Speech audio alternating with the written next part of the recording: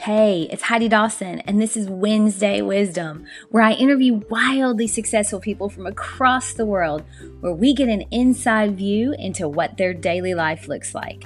Success leaves clues, and on Wednesdays, we're finding them. Join me now for the latest wildly successful interview. Hi, guys. Welcome to the 57th episode of the Wildly Successful Lifestyle Podcast. And welcome to Wednesday Wisdom. So my guest today is super crazy special. She is so young. She's only 28 and already happily married, extremely fit, very successful medical device rep. And now, life hasn't always been easy for her, but she's worked really hard to get where she is. And we're going to talk a little bit about that. But she also happens to be brought up in my podcast quite a bit because she's my baby sister. Hi, Molly. Hi. So to give a little background, you're my baby sister. So I was 18 when you were born. And we've been super close basically since the day you were born. At 17, though, you came and lived with us when you started college at the University of Memphis, which was fun. We had a lot of fun. And Yep. I think you've been on a path since college that's really good. Thanks. Yeah, you're welcome. So now you and I talk about morning routines on every Wednesday Wisdom because I love so much listening to other people's morning routines because sometimes I'm like, oh, I should start that. So, all right. So what's your morning routine? Do you have a morning routine? I know you do. I do. It's changed a little bit because I have started getting up with my sweet husband in the morning. He gets up a little earlier than I do. So he gets up about 5:30. And then I normally roll into the kitchen about 6. And he normally makes me breakfast and coffee because he's sweet. Wow. Yeah, pretty lucky on that one. And some mornings, if he is running a little behind, he won't make me breakfast, but he still has coffee. But that's good because it'll give me a day to fast. Oh. Yeah. And then at 7:30, the best time of my morning, I FaceTime with you. The best time of my morning too. And then I generally try to make my bed before or during your and mine conversation. And then I walk Prescott and I get to work. Okay.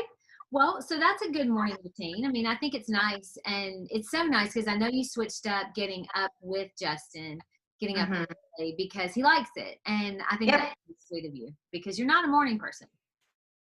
Hey, now I've gotten better. You are getting better. I'm going to call you out right at the beginning of the podcast. Yeah, right? Come on now. All right. So you, I think, have been pretty successful in your life so far. You're young. Now, you love your job and you do pretty well at it. So how did you get that job? That's a good job. Like, what path did you take? So it was a grind for sure. Yes. Obviously, I got my degree and then I started my career with Enterprise right out of school. And if anyone has worked for Enterprise or knows anyone that works for Enterprise, it is not for the weak of the heart. And now, tell everybody why you took the job with Enterprise. Like, why did you focus on Enterprise? So, I decided that medical sales was the career that I ultimately wanted. And you had friends that were already in medical sales. I had friends that were doing it. And basically all their feedback was, we got to get your resume up and go work for someone like Enterprise because they have a great training program. And people hire from there because they know your work ethic is wonderful, right? Because you work hard. Oh my gosh, I know. I remember times when you were I said to Eric, I was like, she is just working so hard. They are working her to death over there. Yeah. 6 days a week, like 12-hour days. I can remember where you went in early and didn't get off until 12:30, right? Oh yeah. I went in when the sun was up and came home when the sun was down. That was I'm so glad you're not there anymore. I know. I made great friends from there. One of my bridesmaids, I met there and, Sure I learned a ton. But I did, set a kind of 2-year end mark with them. Enterprise is great because if you work hard and you're a performer, you can get promoted pretty quickly. And so I got promoted five or six times. I can't remember. But in that 2-year period, and I started, once that 2-year mark was coming up, I knew, okay, it's been 2 years. It's time to, take the next step. And so I started applying for positions in medical sales. And you remember the first job that I got offered in medical sales. It was technically medical sales, but it didn't kind of jive with what I had envisioned my medical sales role would be, because it was basically your first 18 months, you were sitting behind a cubicle with a headset selling the product over the phone. Right. So although it was like $20,000 more or something crazy and normal hours, my gut said, no, this is not it.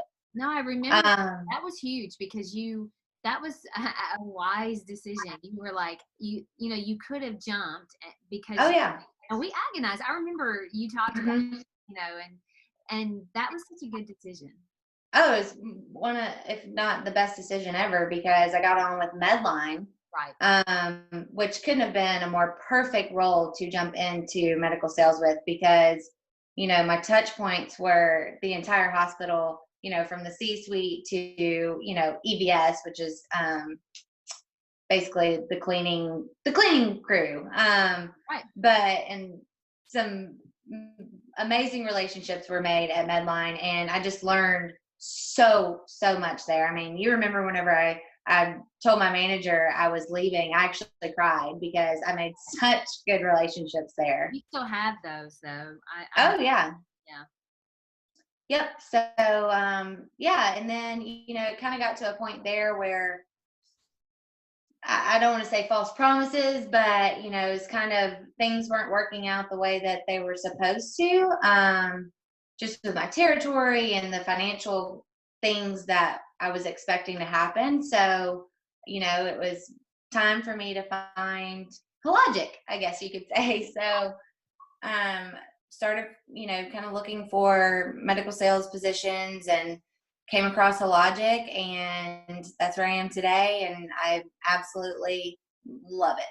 It's amazing. Yeah, you seem really happy where you are right now. And I know, but you've been kind of happy. You've been happy in most of the places you were. Even when you were working your butt off at Enterprise, you were happy there. And you had a little bit of discomfort each time you moved. Is it getting easier? Like, did it get easier, or are you getting less like afraid of moving, or is it you're getting tolerant to discomfort, or allowing discomfort in your life and it's okay? Definitely getting easier. Because I wasn't miserable because I had friends and I had built these relationships. It wasn't like I was so miserable I had to leave. It was just, it was time for me to take that next step. But the thing with the discomfort that has come with those is they were intentional, right? It was intentional discomfort to progress in my career. Growth is growth. Growth is usually your growth comes from discomfort or uncomfortable situations. If you overcome them or you get through them, you usually grow from that. So absolutely. And I mean, because the decisions were intentional and for growth purposes, they feel good. So that discomfort, even though I don't know what the next, I didn't know exactly how it was going to go with logic, but I've loved getting to know the new products and my new friends or my customers. And, every decision I've made, although the discomfort has been there, it has felt good, so. Yeah, I love definitely getting easier. Okay, good. So you have a great job, and you've really done well handling your finances at a very young age. I mean, we were in a small school and we lived in a small town where we really weren't around a lot of people that knew a lot about money or that had a lot of money. So talk a little bit about what you do now and how you're setting yourself up for financial success for your future, and how you came to do that, because we didn't have a lot of that around us growing up. Yeah, we definitely did not. We were not used to that for sure. Right. we weren't really raised with the mindset of preparing for financial future and things like that. I think a lot of people aren't. There are a lot of people that are, but there's a lot of people that are not. Yeah. I can remember one time, one of my bosses told me, because I like you, and I had really good jobs at a young age, and he told me, he goes, you should have $100,000 in your bank right now. I looked at him like he had 3 eyes. Like, I was like, I didn't even know that kind of money. People had that kind of money, and if you're making good money, you should have that in the bank right now. And it changed my mindset. I was like, whoa. So then I realized that. So same thing, like you there's something in your mind that you're like, wait a minute, there's some things I need to be doing differently. Yeah. And I mean, first off, I started putting into my 401k when I worked at an enterprise. So at 22, 23, your sweet, precious husband, my most favorite brother-in-law I could ever ask for. He's... You're going to get in trouble for that. Nah, it's true. But I mean, he was the one that was like, hey, you've got to prepare for the future, and this is untaxed. You've got to, your company's going to match this, you've got to put into your 401k. And so I started putting 5% at that time because, I was only making probably, I don't know, $35,000, and yeah, I couldn't put much more than that. And I was, at first it was really uncomfortable because I was like, oh my gosh, that's $100 a paycheck that I could have. But eventually you just don't even realize it's not there, Because you have it coming out automatically. Yes. So that's part of the key, is to have it come out automatically, because you don't see it, because you're like me. I mean, we don't hate spending money, right? Nope. We're good at that. Right. So and you don't even miss it, right? Mm-mm. Yeah, no, I don't. And, now I put 10% of every paycheck, every commission check, into my 401k.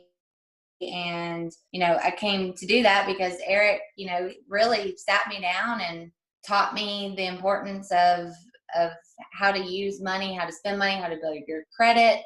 And then on top of that, I have to give some props to my husband because, like you said, we're good at spending money. So, right. He was like, babe, that's great. You have your 401k, but you also need, like he likes to call it, a rainy day fund.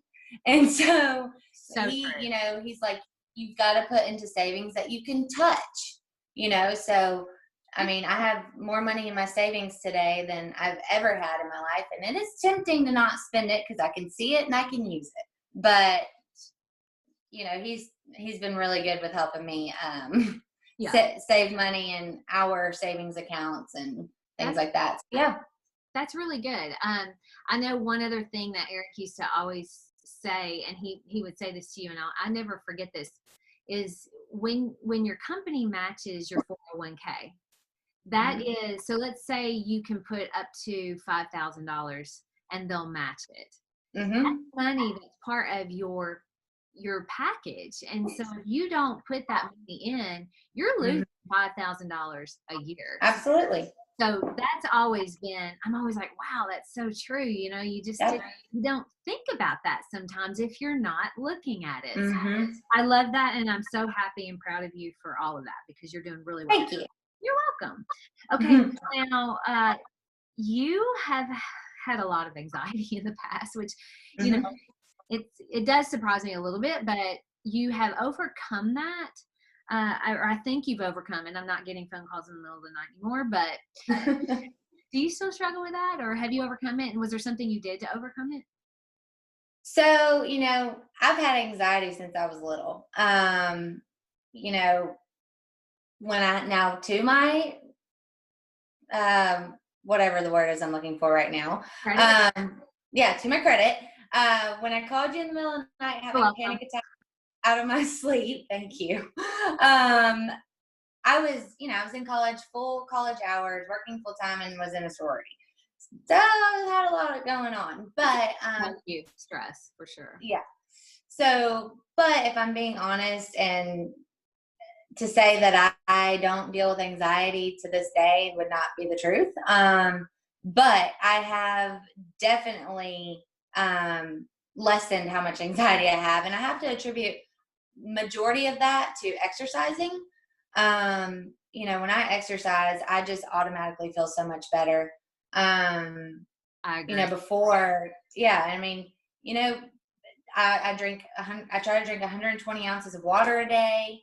And then, anxiety will help or will make you struggle with your sleep. And so if you have anxiety and then you're not sleeping and then you don't have enough sleep throughout the day, that's just going to tack onto your problems, right? So I actually started taking melatonin probably 2 years ago for sleep. So that's definitely helped me get, better night's sleep. But yeah, exercising, drinking plenty of water, and then, melatonin at night. And then, those times that I'm feeling like I have anxiety coming on, I do breathing exercises. So if you feel some anxiety coming, I'll do like a minute of deep breathing. I have to say I've definitely felt more anxiety during COVID because for a sales rep, used to being on the road, 3 days a week or something, and now home majority of the time, that brings kind of a whole different stress and anxiety. But yeah, exercising, breathing exercises, and water and melatonin have really helped me to overcome and manage my anxiety. That's so good. I didn't realize that you were taking melatonin for sleep. It's so interesting to me that, because I often ask questions about sleep because I'm I literally count how many hours I sleep a night every day. Yeah. Every morning I wake up. Do you do that too? I do, actually. That I really do. Because me and Justin try to be asleep in bed, and then asleep by 10 or 10:30, and then getting up at 6. If we go to bed at 11, I'm like, oh, I'm only going to get 6 hours of sleep. I count it. I really do. I do every morning. I count how many hours of sleep, and I can tell by the way I feel. If I get 8 hours of sleep, I am like a different person. 7 is good. 8, I feel like I could just bounce right out the door when I'm walking Kinsey. I'm like, on high, So, but if 6, I'm going to have to make some up somewhere. I'll be looking. 7, I feel, is my kind of happy place. 7 is like the perfect amount of sleep for me. Yeah. Okay. All right. Good. Cool. All right. Well, I learned something new. So melatonin to sleep. I know I had an interview a few weeks back, and she was saying that she took magnesium at night to sleep, and it helped her. So I don't know if that's something that I haven't tried that. I take magnesium in the morning, so that may be helping me to sleep a little bit. And magnesium, our mom takes it because, like, I have hereditary migraines, and I actually need to incorporate magnesium in my daily supplements because our mom, she swears on magnesium for migraines. I can remember when she, because Eric actually looked it up and found it and started getting her on magnesium. And that's right. It was, of course, it was Eric saving the day. Saving the day. Oh, we did. We'd be a mess. We would be such a mess. Yeah, we really would be. But anyway, so the magnesium, she was taking magnesium, and as long as she takes her magnesium, she doesn't have her migraines. And she had a migraine. I was like, Mom, did you not take your magnesium? She was like, I've been out of it for a week. Oh my gosh. So if she doesn't take it, she'll get her migraines again. So I don't know. That's really so super interesting. Okay, so you are about to be 29. Crazy. Yeah. So what are some of the challenges that you've had to overcome at different stages? Like, is there something that you've overcome that really has helped you be successful in your adult life? I mean, I would just say, the grind of figuring out what you want to do in life. And I mean, obviously the career change, college, new career, and then also going from, I was kind of falling in love with somebody at 25. So, moving away from you and everything I had in Memphis to Nashville, just trying to figure out the the ways of the world when it comes to getting the job that you want in the medical industry. I would say that's probably the biggest. Yeah. Well, you and Justin, you guys do really well. Like, you're happily married, and it's so nice to see. Now, it isn't always rainbows and butterflies. Nope. But you actually work at it. No, I know. You work at it. And I know that you've listened to the relationship CDs that Eric gave you from Tony. Tony Robbins, and that's helped a lot. So talk a little bit about that and maybe some of the other things you do to keep your relationship happy, because you're newly married. It's just been since November. So you still know. Yeah. So the Tony Robbins Ultimate Relationship CDs, I have to say, Eric giving those to us, probably kind of put us on the right track overall on our relationship, because, we went straight from a long distance relationship from Memphis to Texas for a year, straight to living together in the same city. And not only the same city, but I had just moved away from my family, so moving in together from seeing each other once or twice a month, first 3 months we were kind of not, it was rough. Let's put it that way. So we got the Tony Robbins CDs, and honestly, what that did was it just guides you in how to talk to each other, and how to express yourself in a nice way. Right. We weren't used to the day in and day out of daily life and living together. Lucky for me, he's clean, so we didn't have that issue. Yeah.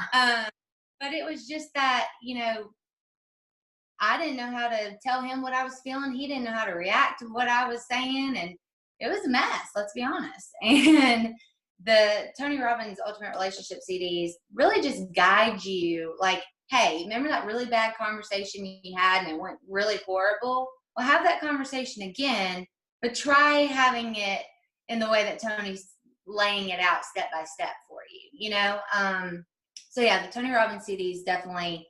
And we've listened to those again. I mean, probably 4 months ago. We've changed in 5 years, right? So, and then honestly, you know me, I'm very honest. It's not easy for me to not speak my mind. So if there's something that, he's doing that hurts my feelings, I'm going to let him know, and he's precious. So he tries his best to, just do whatever it takes to make me happy. And it's just honesty and talking to each other, Now, I do know that about you, that you are very honest and you tell your feelings, very well. You do not hide them or sugarcoat them. So, I think for me, like, I'm just always like, oh, everything's good. Everything's good. And I have worked on it, and, you're my little sister, but sometimes I think about that with you, and I'm just like, I have to always make sure that I make my feelings known, because they can't read our minds. Sometimes we're like, well, you should have known. Well, no, they have no idea. I wish they could, that would be great. Now, I don't know. Maybe not always, but anyway, okay. All right. So that's so good. Do you have, let's move on to quickly to the next question. Yeah. So you've done very well up until this point. Do you have a 5-year plan? Like, do you know where you want to be in 5 years? I mean, I know you have this big vision of windows and drapes of a specific modern house, but do you have vision or goals for where you are going, where you want to be? Yeah, so I definitely to say I have it written down, oh, this is my 5-year plan, step 1, step 2, step 3. No, I don't. But I have right behind me my goals for this year, that I wrote down at the beginning, for my career. I mean, my personal goals, be the best wife, spend less, save more, things like that. I definitely make goals, but as far as making a 5-year plan, I've always, what have I envisioned to myself? Who am I in the future? 4 years ago, I am who I am today. 4 years ago, I was a successful medical device rep driving a really nice vehicle with a beautiful husband and a beautiful house. Well, I have that today, but now that I'm there, me, what's next, right? So, now to your point, I envision myself, in a beautiful modern house with floor to ceiling windows, and I wake up in the morning and just throw my drapes open, and I envision what I want. And I think that, I was thinking about that today, obviously, when I got your questions. And I think that's kind of always been my driving force is I make personal goals and I make work goals for like yearly, right?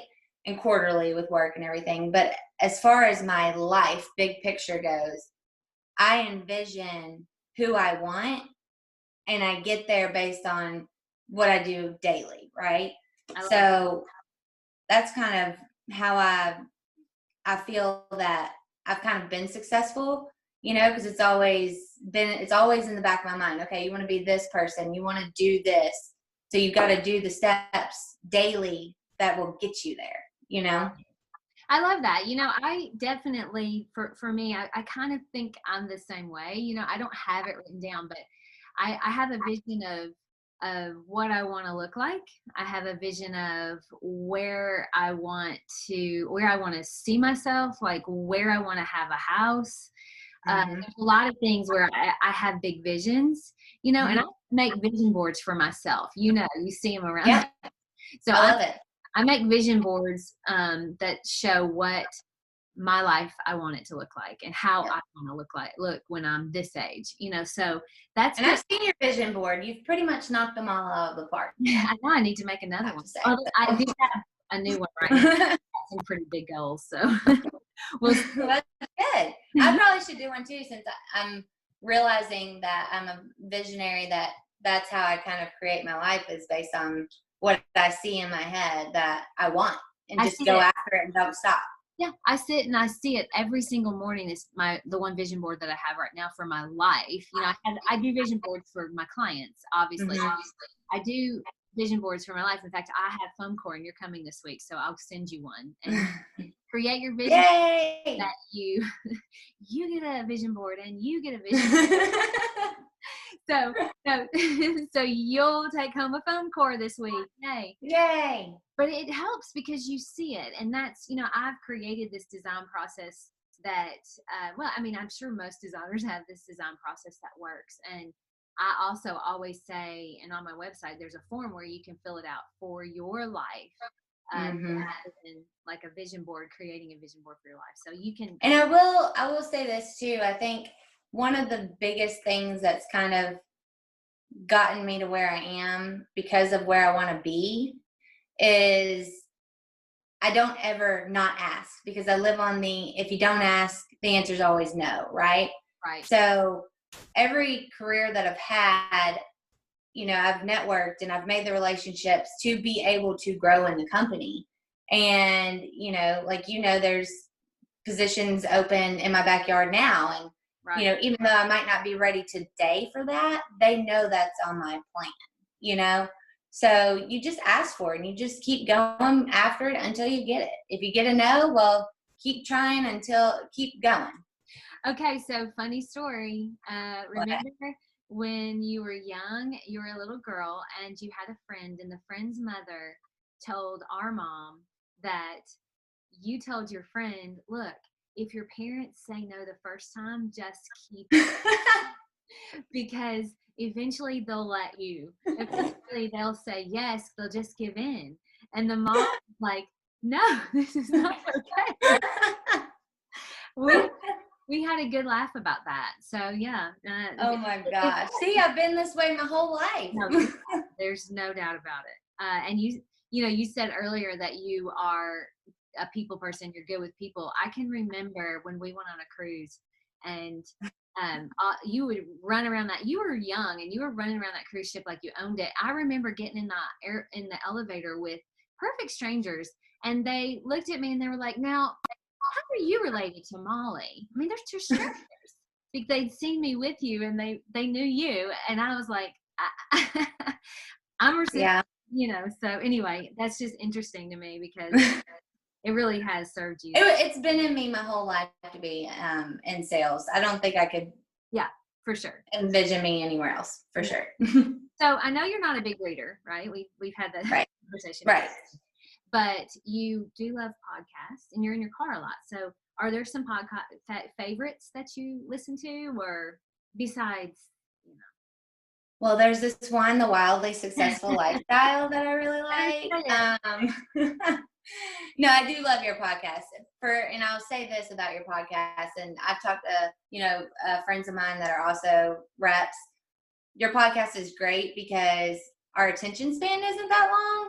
Yeah. We're kind of on to the next thing, and so I do love that your podcast, put some good information out in a shorter amount of time than some podcasts, because I find myself skimming through to find one that's only like 20 minutes, Yeah, that's my whole point of this. Is I want my Monday monologues to be short so people can hop in the car and go to Target and listen to it.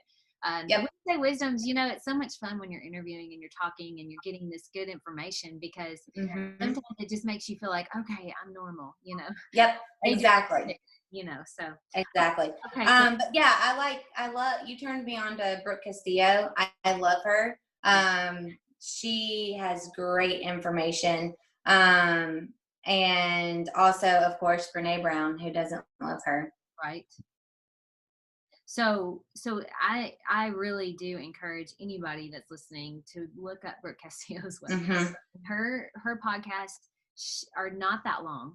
That's another one, but 30 Yeah. minutes and under, but really, really good information for women. And Brene, And she's entertaining at the same time. So, so it's great. I can see why you like her, because she's very to the point. All right. Mm-hmm. So now I have always loved about you, since that you have always had a really good sense for who you are, and I say this next thing in a very loving way, that I have always said that you came out of the womb pretty sure of who you are, and kind of gave the middle finger to anyone that didn't. And that's been your thing your whole life. Now, I said that will serve you, and sometimes it'll hurt you. Now, I've had 2 interviews so far where they've said that not caring what other people think is a superpower. So I'm in awe of that, because I don't possess that quality. Would you say that's a superpower? I've, like you said, I kind of been like this my whole life, so I don't know anything different. I think, to your point, it is kind of a superpower, because you're not really living your life for the fear of disappointing someone. Right. You're not really living your life for the drive to appease everyone. It's, if it feels good to me, then that's what matters. And I kind of always say, if you don't like what I do or who I am, then it's your problem, not really mine. It's very and that's very true. It realistically, if you think about it, it's, if you are doing something and you're not hurting anyone, and it's, if you're not looking out for yourself, then who's going to look out for you? You don't live with your mom, Mm-hmm.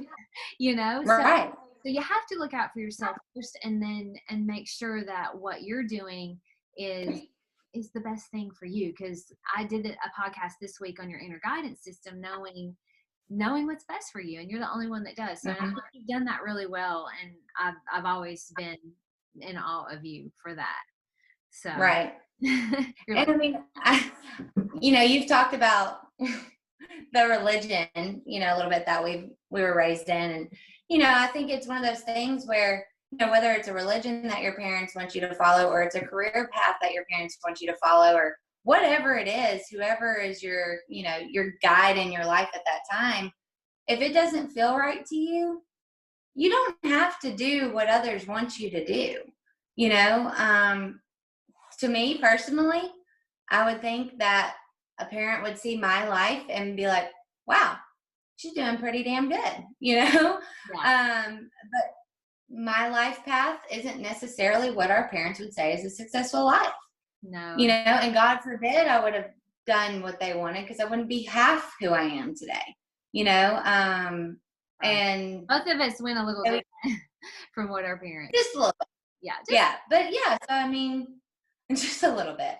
I think that it is a superpower, because you're truly going with who you are, regardless of what anybody else says. Yeah. I love that. Okay, good.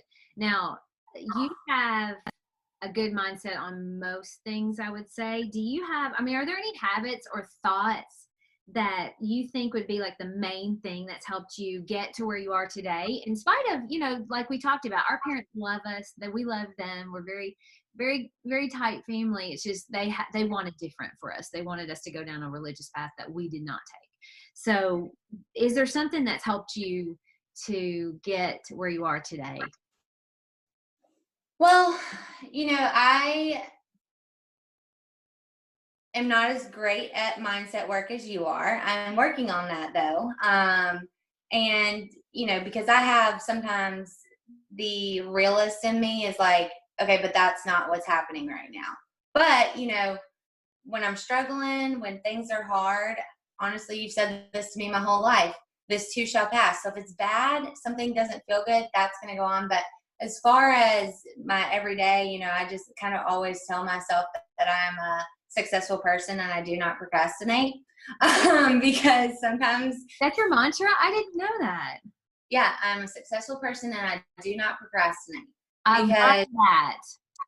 Sometimes I can be a procrastinator, and especially since COVID, it is easy to want to just procrastinate things. You know, I mean, I cannot tell you how happy that makes me that you said that, because just today I was like, why are you procrastinating on this thing? And yeah, it really, I think it does have to do, you know, with, we have this little excuse to fall back on, like COVID. It's like, oh, well, at that time, we can do it tomorrow. You know, everybody's weirded out, all different, you know. So I'm so glad you said that, because I'm going to add that to my mantra. I am not a person that procrastinates. No, and I have proof for you that I've been saying this to myself, because I wrote it down in my planner that Eric gave me months ago. And so yeah, that is my thing. I am a successful person and I do not procrastinate.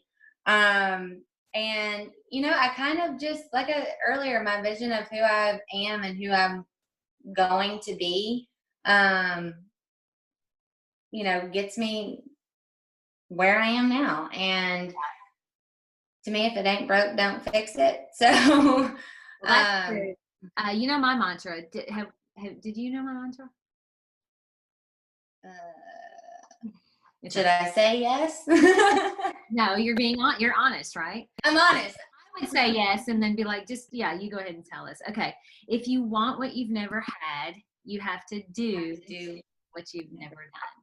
And so I think about that all the time, because, you know, it's times when I want to go for a piece of chocolate that maybe is in the pantry, because why is it there? But anyway, I think, nope, you have a goal and you want this, and in order to have it, you can't have that chocolate, you know, not today. Like sometimes you can, but yeah. Anyway, I mean, just like you want to be a super fit person, well, if you've never been someone that works out or eats right, well, maybe you should be a person that works out and eats right, if that's your goal.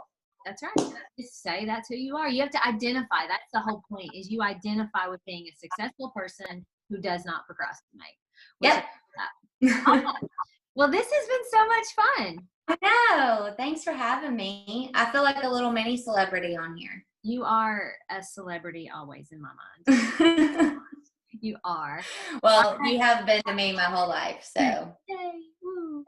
All right. Well, I love you, and I love you. I can't wait till you come here on Thursday. Yeah, I'll see you Thursday and tomorrow morning at 7:30. Yes, of course. Bye. All right, bye. Don't forget to subscribe and share with your friends, because we're just going to keep going bigger and better places together, and I love that about us. Talk to you in a few days.